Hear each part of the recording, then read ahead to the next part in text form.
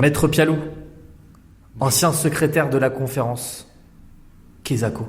Un ancien secrétaire de la conférence, c'est quelqu'un qui a été secrétaire de la conférence au cours de sa carrière d'avocat. Qu'est-ce que c'est secrétaire de la conférence? Ce sont 12 avocats qui sont sélectionnés à l'issue d'un concours d'éloquence pour avoir ce mandat de secrétaire de la conférence qui effectivement permet d'avoir accès à des dossiers criminels ou des dossiers un peu spécifiques en matière de terrorisme notamment.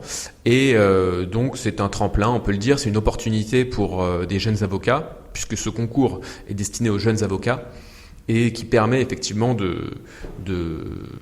d'avoir une bonne expérience en droit pénal. Et c'est pour ça que les gens font ce concours et que ce concours a quand même un certain succès, puisqu'il y a beaucoup de candidats chaque année. Et pour moi, en tout cas, mon expérience personnelle, c'est que ça m'a beaucoup évidemment apporté, ça m'a beaucoup appris, et donc je suis très satisfait d'avoir tenté ce concours, et je regrette pas du tout d'avoir été secrétaire de la conférence. Donc je suis très heureux d'être ancien secrétaire de la conférence. Chaque année, il y a 12 nouveaux secrétaires de la conférence, et donc chaque année, il s'agit de choisir les 12 suivants. Concours qui se déroule en 3 phases. Il y a d'abord une première phase, c'est le premier tour de la conférence où, en fait, tous les 15 jours, il y a une séance du premier tour de la conférence. Et puis donc, à l'issue de ce premier tour, il y a 36 candidats qui sont retenus pour le deuxième tour. Et là, le deuxième tour, c'est un tour d'improvisation, c'est-à-dire qu'il faut, sur un sujet imposé, en 5 heures, produire un discours.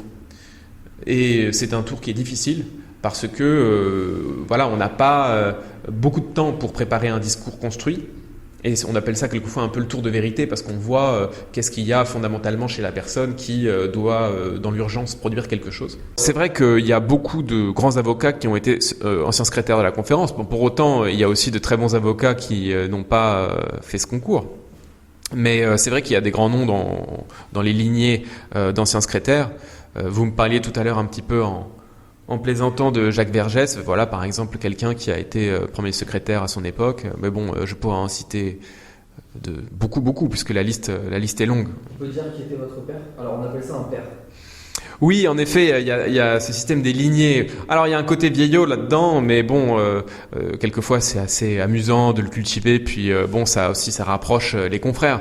Et c'est vrai qu'il y a ces histoires de lignées, ça veut dire que, bon, moi j'étais 9e secrétaire de la conférence, et donc les anciens 9e constituent une lignée d'avocats. On se retrouve de temps en temps, et effectivement celui qui était le 9e avant moi, qui est donc plus ou moins mon père spirituel, on peut dire, eh bien c'est Mourad Batik, que vous connaissez bien sur votre chaîne, puisque c'est, à vrai dire, le meilleur avocat qui soit actuellement. C'est l'occasion de lui faire un grand big up. On lui fait un énorme big up à Mourad. En plus, il a l'habitude de faire des big up quand il vient chez nous. Bah, c'est l'occasion de... Ah ben je lui renvoie un petit big up, puisqu'on parle de la conf. C'est vrai que je lui dois aussi pas mal, puisque il était dans le jury qui m'a élu, forcément, puisque c'était celui qui était 9e avant moi. Donc il était parmi les 11 autres qui ont élu la promotion de laquelle je suis issu.